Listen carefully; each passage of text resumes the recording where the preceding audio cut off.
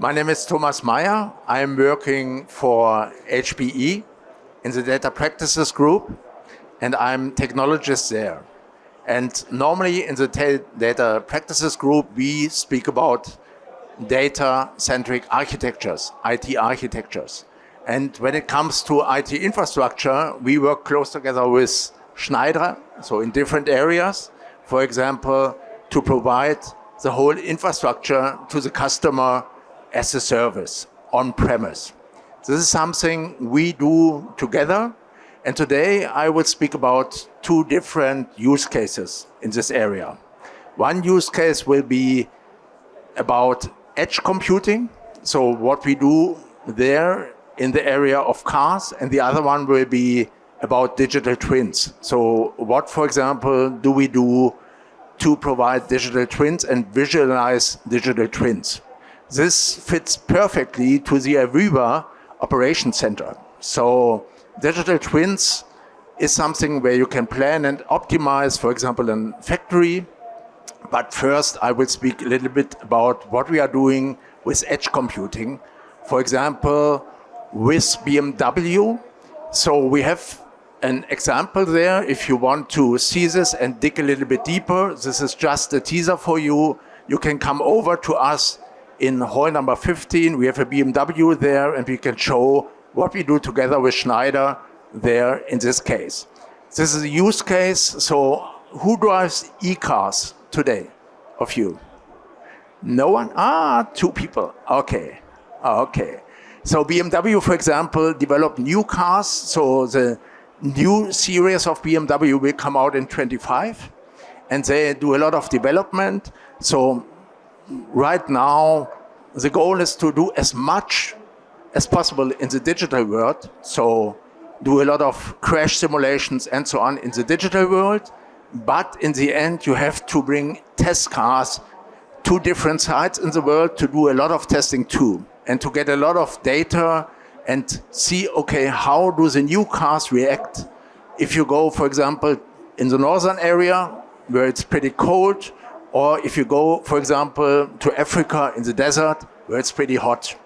So the test cars, you can imagine, drive around.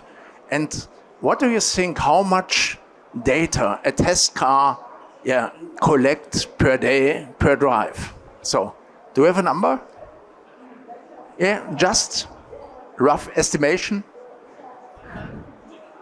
100 gigabytes. Okay, okay. Okay, yeah.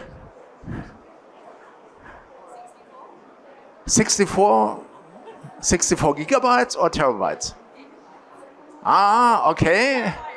Terabytes. Yeah, hey, you got it. Yes, exactly. So up to 64 terabytes per drive. 64 terabytes per drive of a test driver within the desert or in the north or in South America, North America, wherever you want. It could be in China too. So 64 terabytes is a lot. And normally they have an SSD there, and they put the SSD out of the car, and then they put it in a package and send it not via wide area networks, but this is not possible. You don't have the bandwidth. They put it in a package and send it via DHL or UPS to a central data lake to do all the analytics. And this costs time. So every test cycle costs around 1 or 2 days more, because you have to transfer the disk to a central data lake. And what we have done, we bring compute, applications, storage, and all the applications, including virtual desktop infrastructure, so that you can access this directly where the test cars are, at the edge. And so immediately after a drive, you can upload all the data, all the 64 terabytes, and do some analytics, so the engineers can work with the data, do some analytics immediately after the drive. And this accelerates the whole test cycle immediately and shortens the test cycle time. And this shortens the time to market for new models. And this is a big business improvement for BMW. So to bring their cars to the market much easier and much faster than in the past. This is the edge computing stuff. And what we provide, for example, together with colleagues here from Schneider, is that we have a modular data center which we can set, for example, in a garage or very close to all the test drives which will be done. This is one example for data-centric architectures. So we bring all the applications, all the compute directly to the data source. And this accelerates all the development and engineering and testing. This is a big advantage. The other one I want to talk about is all about digital twins. Who of you work with visualization and digital twins today? Oh, not so much, okay.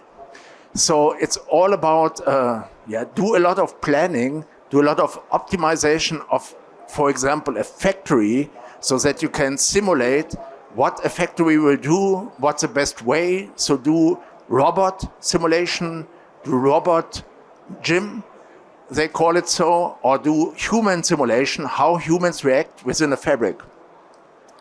This is something you can do. In the past, you did a lot of planning. A lot of people sit together and simulate a whole factory environment.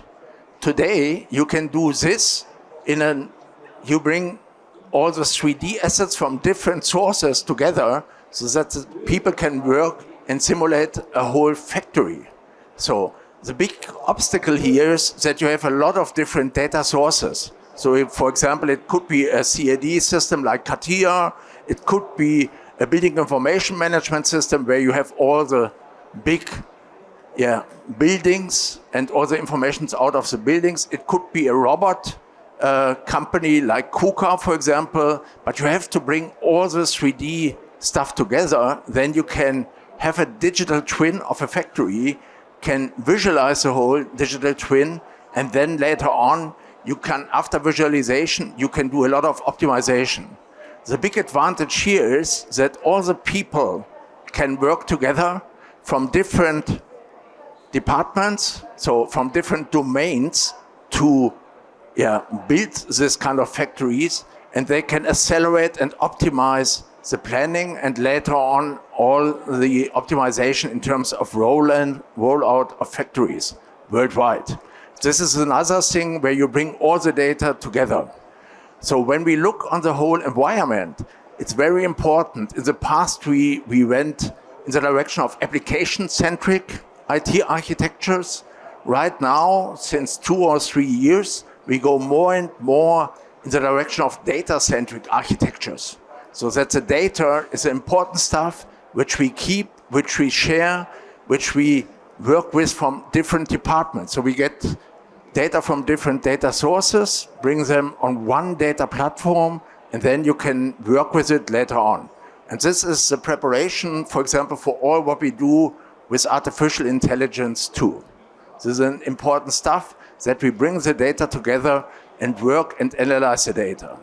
If you want to hear a little bit more, and if you want to have, for example, a view on a data-centric architecture or what we do there in terms of artificial intelligence, please come by and visit us in hall number 15. We are there at the booth close to AWS, so G76, and we have a lot there about platforms and what you can do with it. So this was just a short teaser. So on one side, edge computing is our big topic there. On the other side, digital twins, artificial intelligence, and what you can do with it is something we can explain there. Thanks for your time, and I think have a good time, and see you there. Bye-bye.